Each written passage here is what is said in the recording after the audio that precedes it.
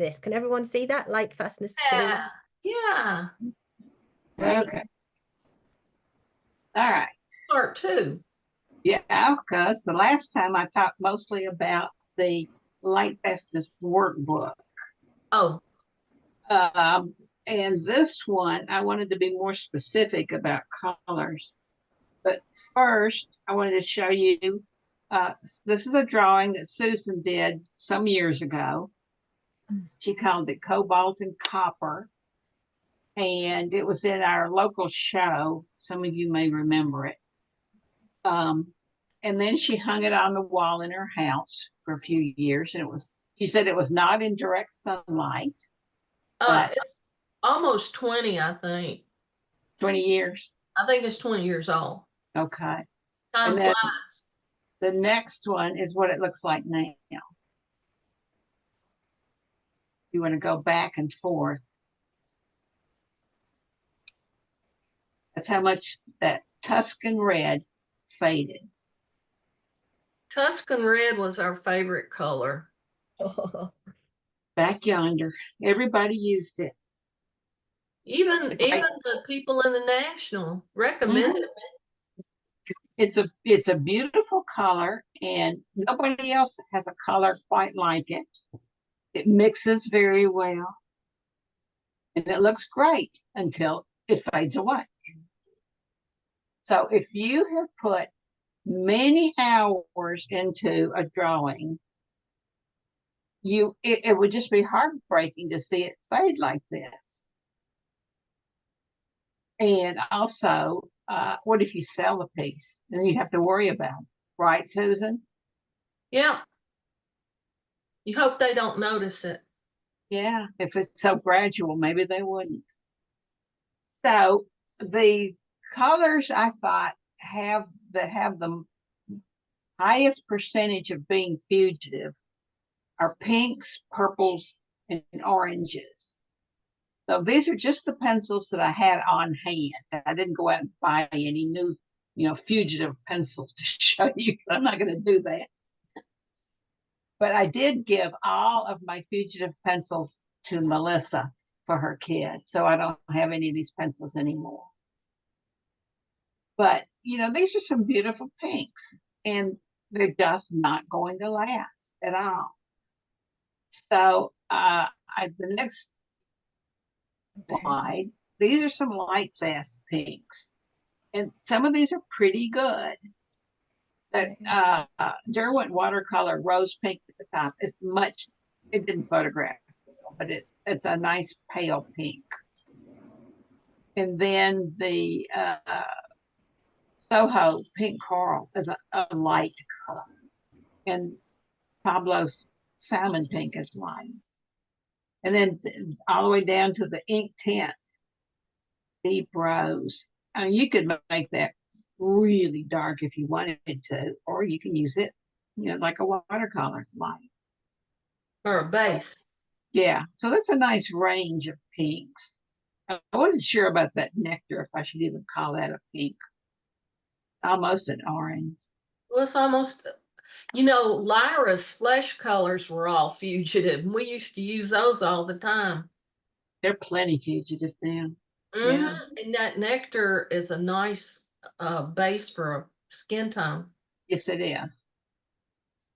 And then the purples, also many. That super color periwinkle blood. I love periwinkle. I think that's just a gorgeous color. But I gave the pencil away. I'm never going to use it. And then the Lightfast purples, and not so many of them. And even some of them, I'm dubious about calling them purple, like that Derwent Mars Violet. That's like Mars mud. I wouldn't call that violet. But the Chromaflow Violet, that's a beautiful color. And the Derwent Ink Tints Mauve is great. And of course, good old black braid and at the bottom. You can use the heck out of that, making things dark when you mix it. I need some more of that. Then the oranges. some nice oranges I gave away. Don't own any of these anymore. And then the Lightfast oranges are some good ones, more than the purples. You got more choices. That Pablo Flame Red, that's a really nice orange. And the Derwent Intense Tangerine at the bottom. That's a terrific orange. And then back to Tuscan Red. These are all the pencils that I had that I thought came close to it. And the one that came the closest is that Chroma Flow Raisin, which is a great color. I really recommend that color. So if you do decide to give up your Tuscan Red, and you should, You should. this is a good substitute. The Then- only time is if you're going to make a print and you know it's going to be a print. True. And then I wanted to put in a plug for the workbook, the Lightfastness workbook. I hate the way they have it laid out. So I redid the whole thing for myself in this style. And Denise Howard told me that lots of CPSA members redo it in other styles to suit themselves. But I really think that's saying, as admitting the way they have it laid out is not good. Everybody has to redo it. And I think that you should never buy colored pencils in sets. You should stick to open stock. So I did some online research with the next slide. And these are the current prices and who has which brands. Whoa, that's good to know. There's quite a range in prices among these brands. The Inktense, I paid a lot more than $3.03 per pencil locally. They're like $3.99 or something here.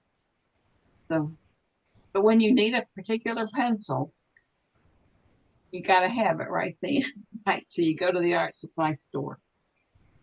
But plan ahead. And I don't have this in that file, but it is. I went through and counted among these major brands. How many they have Lightfast and how many are fugitive. Pablo, they have 97 Lightfast colors and 23 fugitive.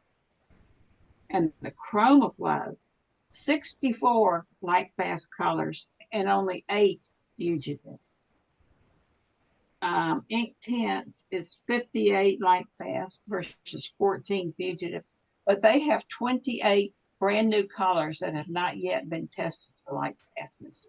And some of them look less dark. Most of those Inktense colors are really dark, but they're trying to get some lighter colors, obviously. But Polychromos, 109 Lightfast colors and only 14 fugitive. So that's a really good ratio. And Prismacolor, I didn't realize Prismacolor had as many colors. 120 Lightfast and 41 fugitive. And that's all I have. That's good, though. I love this open stock price comparison. Jerry's Autorama a few weeks ago had Inktense pencils for $2 and something, but it was a special sale and it's gone now. It'll be back. Yeah.